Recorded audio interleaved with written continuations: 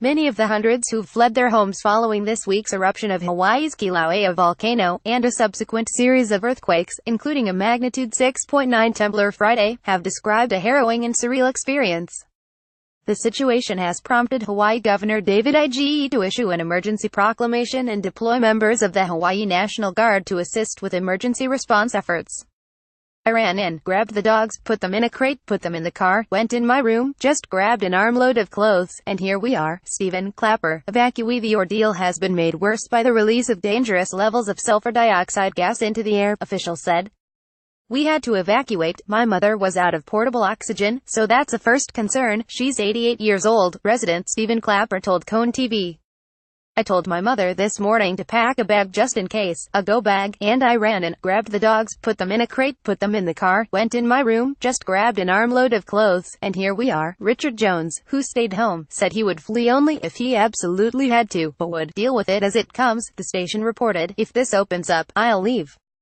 If they force me to leave, I'll leave. Other than that, I ain't planning to leave, Jones said. Whatever happens, happens. That's it. Ikai Kumarzo, born and raised in the Lower Puna area of Hawaii's Big Island, on which the volcano is located, told Cone TV that everybody's shocked, sad, disbelief. They didn't know, didn't ever think it was going to happen in Leilani Estates ever in my lifetime, ever in their lifetime, he said, referring to the subdivision near Pehoa that seemed to be the most severely affected community. At Leilani Estates, which has about 1,700 residents and 770 homes, lava from the volcano was seen pushing through cracks in the earth. A nearby neighborhood, Lanapuna Gardens, which has a few dozen people, also has been evacuated.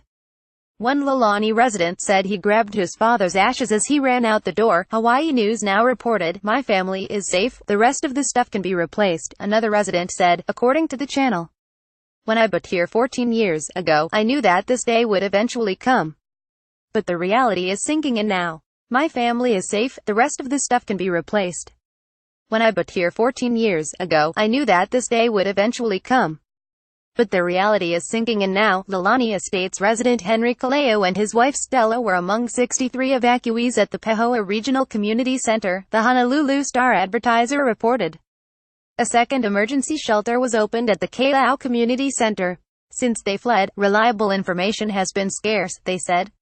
We don't know anything, Stella Kaleo said. We don't know if we're going to lose our house. We know nothing. The Kaleos said they spend more than $3,200 a year on volcano insurance. But the bad part has come, Henry Kaleo said. It hurts, a lot. Henry Kaleo said. I don't want to start all over again. Nina Bersamina Marufo said on the Pehoa Community Center Facebook page that the experience has been unreal. I feel like I'm in a movie, she wrote. Stacy Welch also checked into the community center's Facebook page. We are officially evacuated due to the sulfur, she wrote. Lava glow is visible from our yard through the trees and 3 streets down from us. Other residents are chipping in to lend aid to evacuees, even for babies. My awesome friend and her tribes just dropped off supplies there. Limahi wrote on the center's Facebook page. In addition to needing supplies, residents are dealing with power outages in the wake of earthquakes tripping power lines, Cone TV reported, citing information from Hawaii Electric Light Co. As of Friday night, 6,300 customers were without power.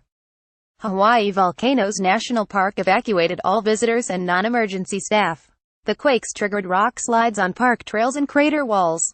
Narrow fissures appeared on the ground at a building overlooking the crater at Kilauea's summit.